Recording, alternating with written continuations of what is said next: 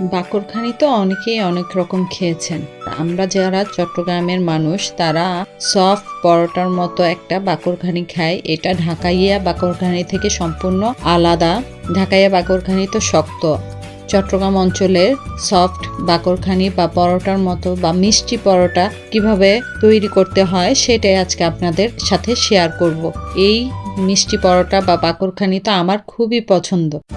যাতে আপনারাও এই মজার খাবারটা কিভাবে তৈরি করে খাবেন সেটাই আজকে আপনাদের সাথে শেয়ার করব।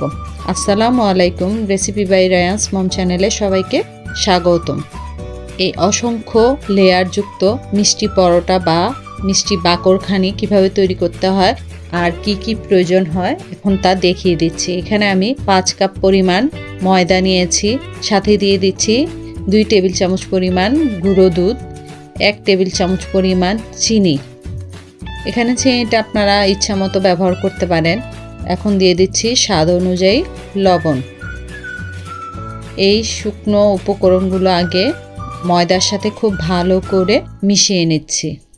খুব ভালো করে মিশানো হয়ে গেলে আমরা পরোটার জন্য ডো যেভাবে তৈরি করি ঠিক অল্প অল্প পানি দিয়ে পরোটার মতো একটা ডো তৈরি করব।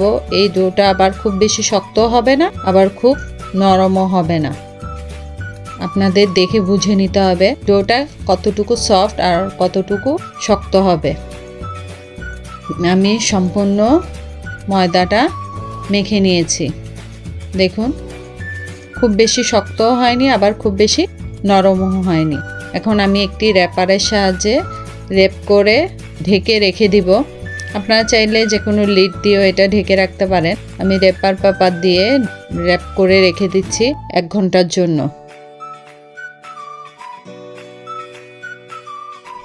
ফিরে আসলাম 1 ঘন্টা পর। দেখুন অনেকটাই সফট হয়ে গিয়েছে আমার এই ব্যাটারটা। আর এই পরোটার ডোটা প্রথম অবস্থায় নরম করতে হবে না, কারণ রেস্টে রেখে দেওয়ার পরে এটা অনেকটাই সফট হয়ে যাবে। আর যেহেতু ময়দা টানলে একটু লম্বা হয়, আমি দেখিয়ে দিলাম যে কতটা সফট হয়েছে। আমি এখানে 5 কাপ ময়দা দিয়ে 4টা পরোটা তৈরি করব। আপনারা চাইলে এর চেয়ে বেশিও তৈরি করতে পারেন, ছোট ছোট সাইজের। আমি একটু বড় করে তৈরি করব, তাই এই 5 কাপ ময়দা দিয়ে 4টা ভাগ করে নিব। তাই মেজারমেন্ট স্কেলের মধ্যে দিয়ে আমি 333 গ্রাম করে 4টা লিচি কেটে নিচ্ছি। আমি 4 ভাগ করে নিয়েছি। আবার রেস্টে রেখে দিব 10 মিনিটের জন্য। 10 মিনিট পর আমি একটা লিচি নিয়ে হাত দিয়ে চেপে আপনাদেরকে দেখাচ্ছি কতটা সফট হয়েছে। এখন একটু গুঁড়ি ছিটিয়ে আমি খুবই পাতলা করে একটা রুটি বেলে নিব। যতটা সম্ভব চেষ্টা করবেন পাতলা করে বড় আকৃতির রুটি বেলে নেওয়ার জন্য। এই পরোটাটা তৈরি করার জন্য আপনার রুটির সাইজটা যতটা পাতলা হবে আপনাদের রুটি ততই লেয়ারযুক্ত এবং সুন্দর হবে। এখানে কিন্তু রুটিটা এবড়ো থেবড়ো আঁকা বাঁকা হলেও কোনো সমস্যা নেই, তবে চেষ্টা করবেন খুবই পাতলা করে রুটি বেলে নেওয়ার জন্য। দেখুন কতটা পাতলা হয়েছে, আঙ্গুল দেখা যাচ্ছে অপর পাশ থেকে। এখন আমি এখানে ডালডা, ঘি আর তেলের একটা মিশ্রণ তৈরি করেছি। আর এই মিষ্টি পরোটাটা তৈরি করার জন্য অবশ্যই ডালডার প্রয়োজন হয়। আপনারা চাইলে এখানে মার্জিনটাও ব্যবহার করতে পারেন। আমি ডালটাটা গলিয়ে নিয়েছিলাম এবং একটি ব্রাশ দিয়ে আমি সম্পূর্ণ রুটির উপরে ব্রাশ করে দিয়েছি এবং প্রত্যেকবার ভাঁজ করে নিচ্ছি এবং এই মিশ্রণটি ব্রাশ করে লাগিয়ে দিচ্ছি। আপনারাও ঠিক একইভাবে আমি যেভাবে ব্রাশ করছি এভাবে ব্রাশ করে দিবেন। আপনাদের দেখে বুঝে নিতে হবে কিভাবে এটা তৈরি করতে হবে। এখানে কিন্তু আমি কোনো আলাদা ময়দা ছিটিয়ে দেইনি, আমি সম্পূর্ণ ডালডা, তেল আর ঘিয়ের মিশ্রণটি ব্যবহার করছি। আমার এই রেসিপিগুলো যদি আপনাদের ভালো লেগে থাকে অবশ্যই আমার চ্যানেলটাকে সাবস্ক্রাইব করে পাশে থাকা বেল বাটনটি অন করে দিবেন, যাতে পরবর্তী ভিডিওর নোটিফিকেশনগুলো সবার আগে আপনারা পেয়ে যেতে পারেন। আর যারা অলরেডি সাবস্ক্রাইব করে আমার পাশে আছেন তাদেরকে অসংখ্য ধন্যবাদ আমার পাশে থাকার জন্য। আমি আবারও একইভাবে 4 ধার মুড়িয়ে নিয়েছি এবং তেল ব্রাশ করছি। যতবার আমি মুড়াচ্ছি অতবারই কিন্তু তেল ব্রাশ করছি। এভাবে করে মুড়িয়ে আবার আমি গোল করে নিব।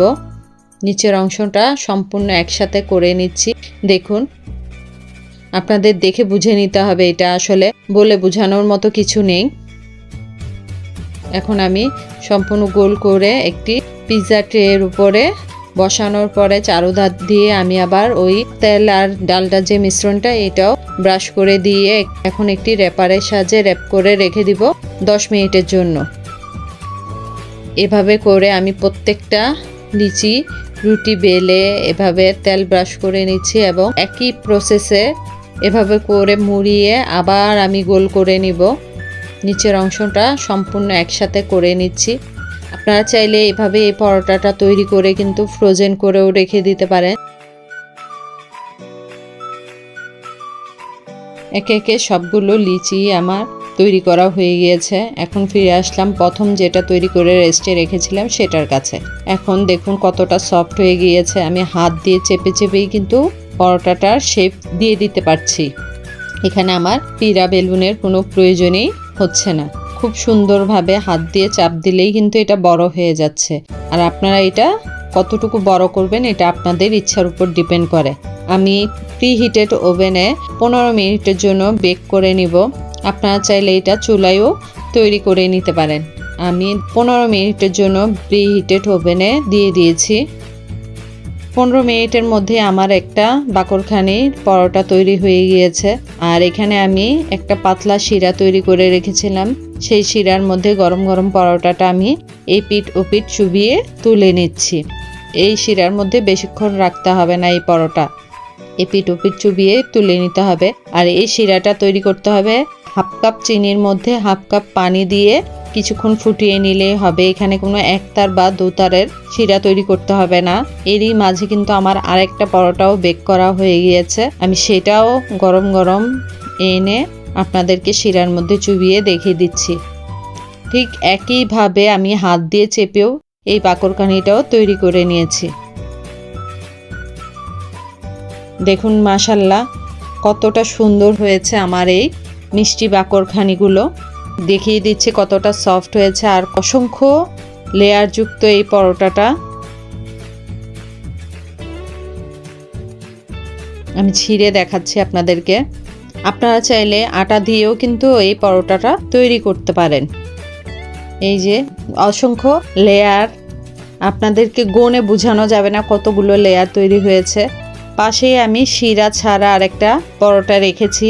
আপনারা চাইলে এখানে উপর দিয়ে হালকা করে শিরা ব্রাশ করে নিতে পারেন বা শিরা ছাড়াও এভাবে ঠান্ডা করে ফ্রোজেন করে রেখে দিতে পারেন। যারা মিষ্টিটা অ্যাভয়েড করেন বা মিষ্টি খেতে চান না তারা এভাবে মিষ্টি ছাড়া বাকরখানি তৈরি করে যে কোনো মাংসের তরকারি বা মাংস দিয়ে খেতে পারেন। আর মিষ্টি পরোটাটা চা দিয়ে বা খালি খালিও খুবই মজা। তাই আপনারা যেভাবে ইচ্ছা সেভাবেই এই পরোটাটা তৈরি করে খেতে পারবেন। দেখুন কতগুলো লেয়ার হয়েছে। আপনারা এইভাবে যদি পাতলা পরোটা তৈরি করে প্রত্যেক লেয়ারে লেয়ারে এই ডালডার মিশ্রণটি ব্যবহার করেন তাহলে এই লেয়ারগুলো খুব সহজে আলগা আলগা হয়ে থাকবে। আজ এই পর্যন্তই। দেখা হবে পরবর্তী নতুন কোনো রেসিপিতে। সে পর্যন্ত সবাই ভালো থাকবেন, সুস্থ থাকবেন। আল্লাহ হাফেজ।